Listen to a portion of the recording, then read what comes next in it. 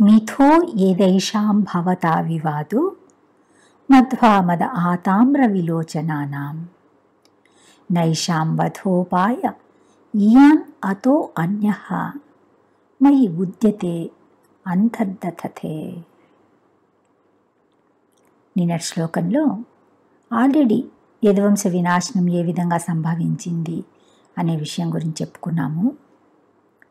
మహాత్ములైన సాధుపురుషులను అపహాస్యం చేయటము అనే అనుచిత కార్యం చేయటం వలన యదుకుమారులు శాపాన్ని పొందారు. దీనికి కృష్ణుడి సంకల్పమే కారణమైనప్పటికీ బ్యాక్గ్రౌండ్లో ఇంకో విషయం కూడా ఉంది. కురుక్షేత్ర యుద్ధము అయిపోయిన తర్వాత భవిష్యత్తులో జరగబోయే పరిణామాన్ని గురించి కృష్ణుడు ఆలోచిస్తాడు. యుద్ధంలో ఎంతోమంది గొప్ప గొప్ప వ్యక్తులు విగత జీవులైపోయారు. జరిగిపోయేది చిన్న యుద్ధం కాదు, మహాసంగ్రామం.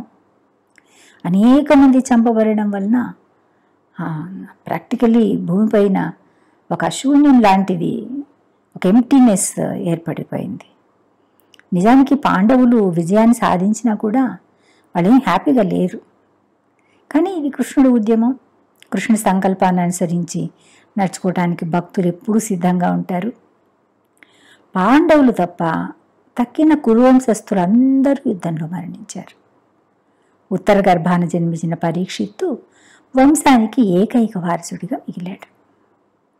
బంధువులందరికీ తిలోదకాలు పిండదర్పణాలు వదిలిన తర్వాత అన్నదమ్ముల 5 మంది కృష్ణుడితో పాటు వెళ్ళి ధృతరాష్ట్రుణ్ణి గాంధారిని కలుసుకుంటారు.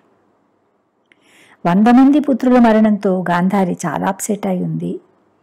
ఈ వినాశనానికి వెనుక కృష్ణుడి మాస్టర్ ప్లాన్ ఉంది అని ఆమెకు తెలుసు. దుఃఖతప్త హృదయంతో ఉన్న ఆమె కృష్ణుని చూడగానే ఆక్రోశంతో, ఎందుకు ఇలా చేశావు, ఇటువంటి దౌర్భాగ్యపు స్థితి నాకెందుకు కల్పించావు, నీకు హృదయం లేదు అని బర్స్ట్ అవుతుంది. ఒక మాతృమూర్తిగా ఆమె కలిగిన క్షోభను కృష్ణుడికి అర్థం చేసుకుంటాడు. కృష్ణుడికి తెలియందేముంది కదా. ఆ దుఃఖోద్వేగంతో ఆమె, నువ్వు కూడా నీ పుత్రులు పౌత్రులు మరణించటాన్ని నిస్సహాయంగా చూస్తావు, ఒక మృగంలాగా నీ మరణాన్ని నువ్వు పొందాల్సి వస్తుంది అని శపిస్తుంది. అఫ్కోర్స్ కృష్ణుడు ఇటువంటి శాపాలకు అతీతుడు అయినప్పటికీ ఆమె శాపానికి అనుగుణంగానే తన వంశనాశనాన్ని తను ప్లాన్ చేసుకుంటాడు. శాప ప్రభావంతో ప్రసవించబడిన ముసలాన్ని, ముసలం అంటే ఒక ఇనుప లోహంతో చేసిన ఒక రోకలి లేదా గద లాంటిది. ఉగ్రసేనుడి సలహా ప్రకారము సముద్ర జలాల్లో దాన్ని కలిపేసిన తర్వాత ఆ ప్రమాదం నుంచి బయటపడ్డట్లుగా వాళ్ళు భావించారు. కానీ త్వరలోనే ద్వారకా నగరంలో అనేక రకాల ఉత్పాతాలు అపశకనాలు కనిపించాయి. ఇంకా కృష్ణుడి ఆదేశం ప్రకారము ప్రభాస క్షేత్రానికి వెళ్ళి మొదట అక్కడ మంగళకరమైన పనులన్నీ చేస్తారు. తర్వాత దైవవసాన బుద్ధి కప్పిపడి మధు తాగుతారు. వాళ్ళు కృష్ణమయ్య వాళ్ళని విమూఢలను చేయడం వలన ఆ తాగిన మత్తులో ఉన్మత్తులైపోయి ఒకరినొకరు కొట్టుకోవడం ప్రారంభిస్తారు. అది పెద్ద యుద్ధంలాగా మారుతుంది. పరస్పర వైరంతో వాళ్ళు తండ్రుల తాతల కొడుకుల అనే జ్ఞానం కూడా లేకుండా యుద్ధం చేస్తారు. చివరికి వారించాలి అని చూసిన కృష్ణ బలరాములను కూడా చంపడానికి తయారవుతారు. వెదురు పొదల్లో పుట్టిన అగ్ని వనాన్నంతటినీ దహించేసినట్లు కుటుంబంలో జరిగిన, అంటే ఆ కుటుంబంలో కలిగినటువంటి కలహము వంశాన్ని నాశనం చేసేస్తుంది. ఒక విధంగా గాంధారి శాపం ఫలించింది. కళ్ళ ముందే కొడుకులు మనవళ్ళు బంధువులు చనిపోతుంటే కృష్ణుడు ప్రేక్షకుల్లాగా చూశాడు. గాంధారికి పుత్రశోకము, కృష్ణుడు రాగద్వేషాలకు అతీతుడు. అంటే ఒక మూవీ డైరెక్ట్ చేసిన వ్యక్తికి తర్వాత ఏమవుతుంది, చివరికి ఏమవుతుంది అనే టెన్షన్ ఉంటుంది కదా. ఎందుకంటే అతనే డైరెక్టర్ కావటం వలన ఏం జరుగుతుందో అతనికే తెలుసు, అతనే రాశాడు కదా. అదేవిధంగా కృష్ణుడి నిర్దేశనంలోనే యదువంశ వినాశనము, వాళ్ళందరూ తిరిగి తమ స్థానాలకు వెళ్ళిపోవటము జరుగుతుంది. ఈ జరిగిన సంఘటనతో ఇక తిరిగి వెళ్ళాల్సిన సమయం ఆసన్నమైంది అని గ్రహించి బలరాముడు కూడా తన అవతారాన్ని పరిసమాప్తి చేస్తాడు. బలరాముడు అంతర్ధానాన్ని కూడా చూశాక కృష్ణుడు మౌనంగా ఒక అశ్వత్థ వృక్ష సమీపంలో నేలపైన ఎడమ పాదాన్ని కుడి తొడపై పెట్టి కూర్చుంటాడు. ఆ సమయంలో ఆయన దేదీప్యమానంగా ప్రకాశించే చతుర్భుజ రూపాన్ని ధరిస్తాడు. ఇంతలో జర అనే ఒక వేటగాడు ఆ ప్రాంతానికి వస్తాడు. భగవంతుడి పాదపద్మాన్ని జింకముఖంగా పొరపాటు పడి బాణంతో కొడతాడు. అది కూడా ఏ బాణము? యదువంశ నాశనానికి కారణమైన ముసలంలో మిగిలిన భాగమే. ఆ విధంగా ఇతరులు కన్నెత్తి చూడలేనంతటి శౌర్య ప్రతాపాలతో విస్తారంగా పెరిగిన యదువంశము కృష్ణుడి ఇచ్చ ప్రకారము అంతరించిపోతుంది. మొదట అందరూ ఏం తెలుసుకోవాలి? కృష్ణుడికి సంబంధించిన భాగవతము మైథాలజీ కాదు. పరమపురుషుడైన కృష్ణుడు కల్పిత పాత్ర కాదు. అల్టిమేట్గా భగవంతుడి గురించి, ఆయన అవతరణ గురించి, అవతారాల ఉద్దేశాన్ని గురించి వైష్ణవాచార్యుల ద్వారా తెలుసుకోవాలి. మహాభారతం అంటే the great history of India. స్కూల్లో, కాలేజీలో ఎందరో రాజుల గురించి చదువుకున్నాము. అటువంటి క్యారెక్టర్ లేదా పర్సన్ లేనే లేరు, ఇదంతా కట్టుకథ అనేట్లయితే మనము చరిత్ర కింద ఇవన్నీ ఎందుకు చదువుకోవాలి? దురదృష్టవశాత్తు ఇండియన్ హిస్టరీ అంటే ఎందరో గొప్ప రాజుల చరిత్ర కంటే ముస్లిం రాజులైన బాబరు, హుమయూను, అక్బరు వీళ్ళ చరిత్రలే ఎక్కువగా ఉంటున్నాయి.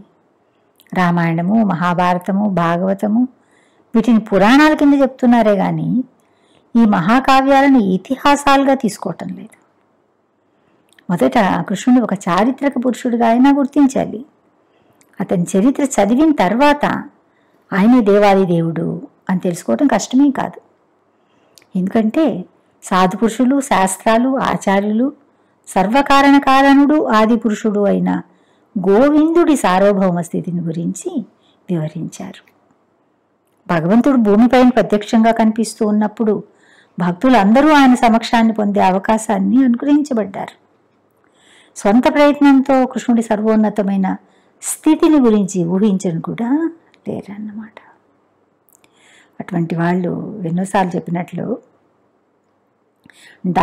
డాక్టర్ ఫ్రాగ్ అని దాని గురించి చెప్తుంటారు కదా, అది చేసే ప్రయత్నంలాగా మాత్రమే అవుతుందన్నమాట.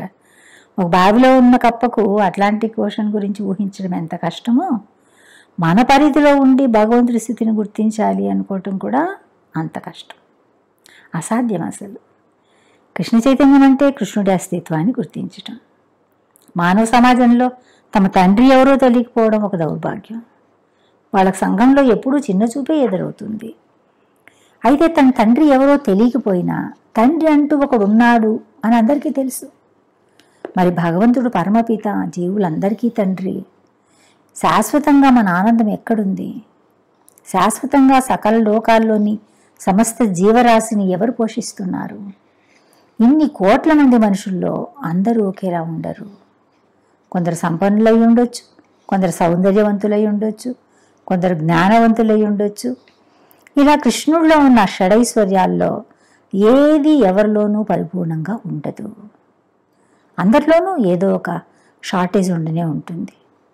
ఎవరిలో ఏదున్నా, ఏదీ లేకపోయినా అంతా కర్మఫలమే. కర్మ నుంచి తప్పించుకోవడం ఎవరికీ సాధ్యం కాదు.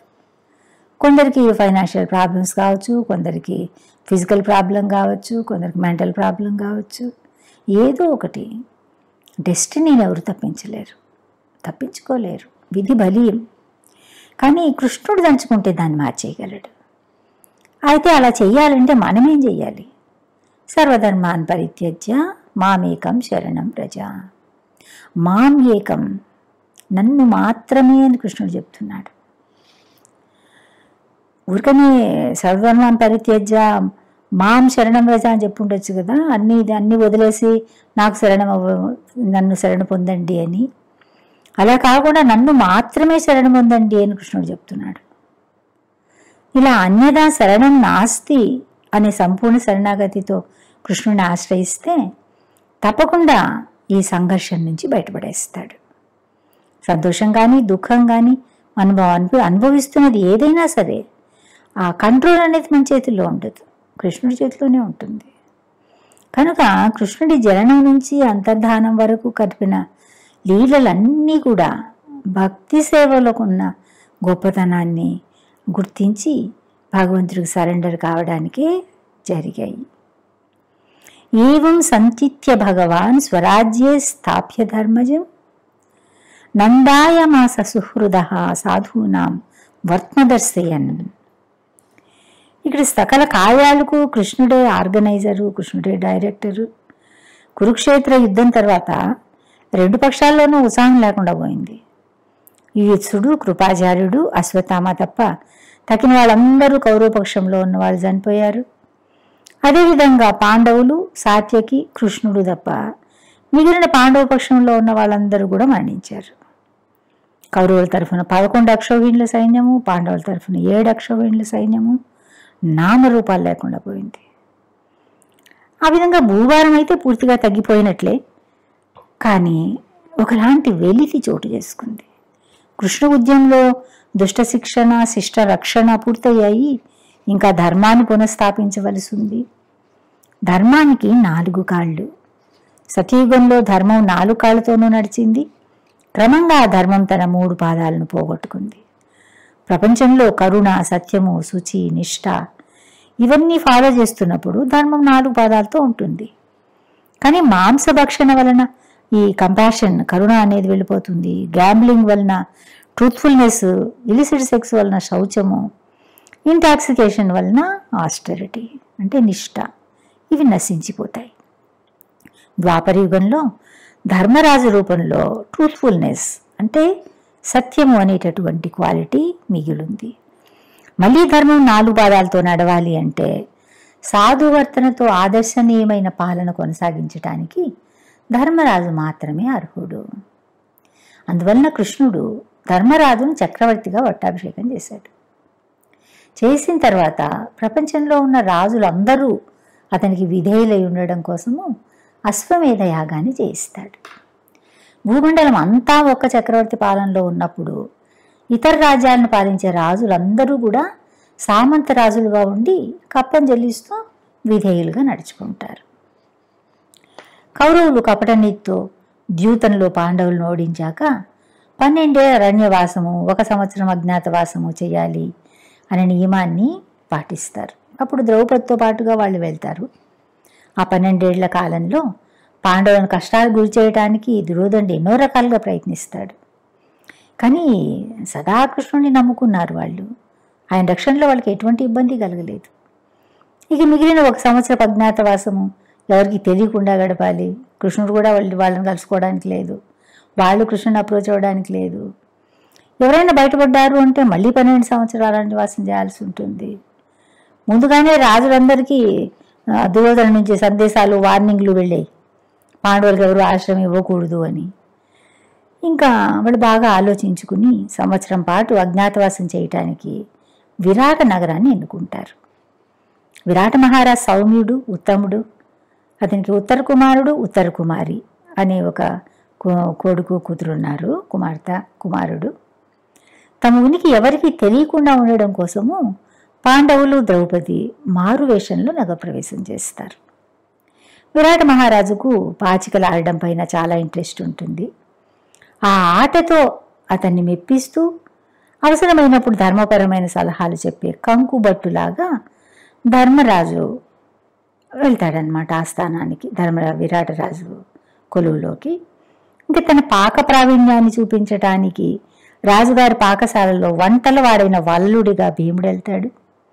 అశ్వాలను సంరక్షించేవాడిగా గ్రాంధికుడు అనే పేరుతో నకులుడు, గోవులను సంరక్షించడానికి తంత్రి పాలకుడిగా సహదేవుడు తమ మారువేషాలు నిర్ణయించుకుంటారు.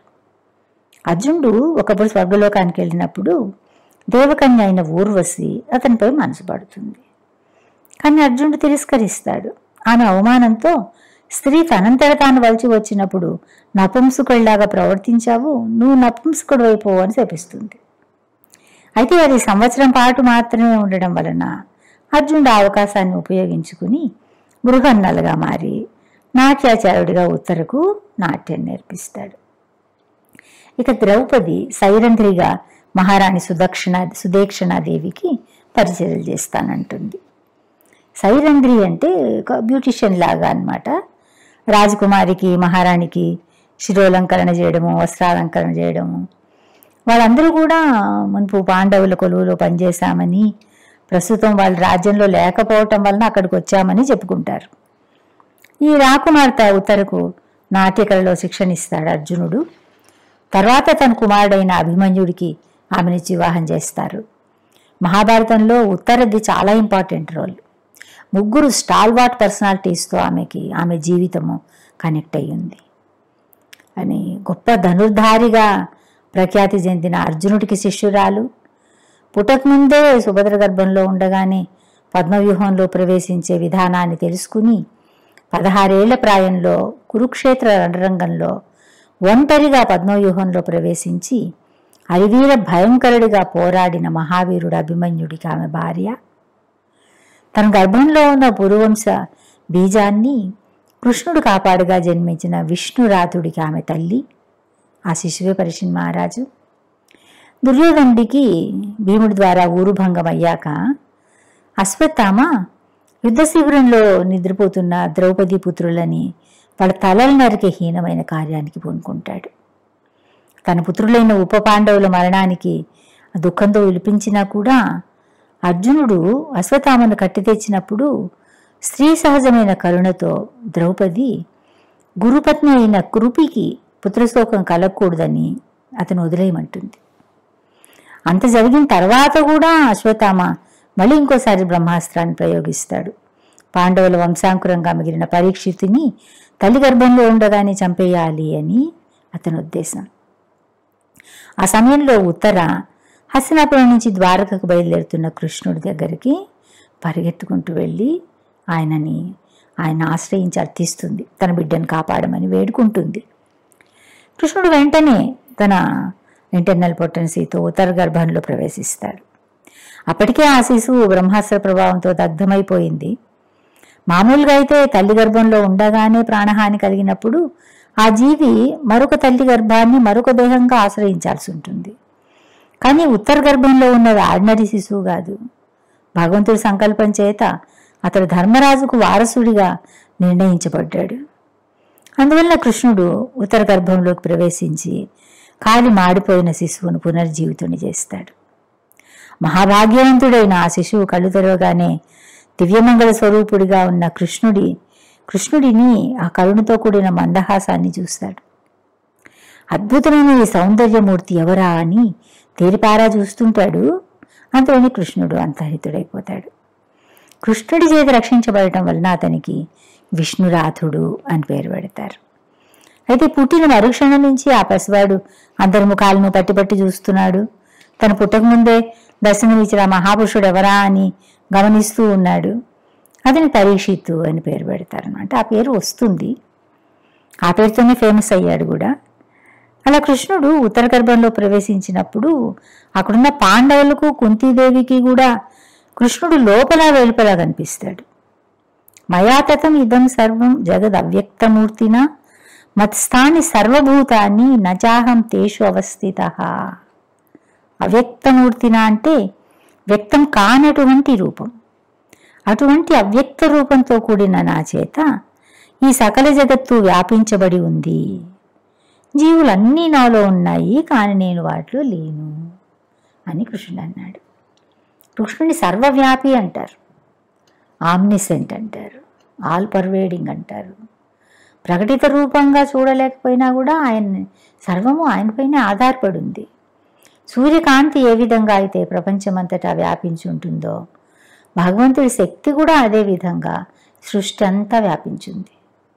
మాయావాదులు భగవంతుడు సర్వవ్యాపి అయినప్పుడు ప్రత్యేకించి టెంపుల్కి ఎందుకు వెళ్ళాలి అని ప్రశ్నిస్తారు. ప్రభుపాద వాళ్ళకి సమాధానంగా అన్ని చోట్ల ఉన్న భగవంతుడు టెంపుల్లో మాత్రం ఉండడా అంటారు. ఆలయంలో ఉన్న డీటీ ఫాము చాలా ప్రత్యేకమైంది. భౌతికమైన ఇంద్రియాలకు గోచరించనటువంటి భగవంతుడి రూపాన్ని ఈ ఇంద్రియాలతోనే చూడడానికి, ప్రత్యక్షంగా సేవించడానికి అవకాశం ఇస్తూ భగవంతుడు అర్చామూర్తిగా అర్చావతారంగా అవతరించాడు. కృష్ణుడు ప్రత్యక్షంగా భూమిపైన ఉన్నప్పుడు ఆయనను నేరుగా సేవించే అవకాశము భక్తులకు కలిగింది. అదే బెనిఫిట్ ఇప్పుడు అర్చామూర్తిగా భగవంతుడు అందరికీ ఇస్తున్నాడు. లేకపోతే భగవంతుని ప్రత్యక్షం చేసుకోవాలి అంటే ఎన్ని వేల సంవత్సరాలు తపస్సు చేయాలి, ఎంత ఆస్టరిటీ తీసుకోవాలి, ఎంత నిష్టగా ఉండాలి. ఇవేవీ లేకుండానే, ఏవీ చేయకుండానే అపరిమితుడైన భగవంతుడు పరిమితమైన లౌకిక దృష్టికి గోచరించటం అనేది ఆయన అనన్యమైన దయ మాత్రమే. ఆయన ఎవరికి ఏ విధంగా అయినా దర్శనం ఇవ్వగలడు. పాండవులు కూడా తమతో పాటు ఉన్న కృష్ణుడిని, ఉత్తరగర్భంలో ఉన్న కృష్ణుడిని ఏకకాలంలో దర్శించగలిగారు. అది కృష్ణుడి అప్రమేయత్వము అంటే. హరే కృష్ణ.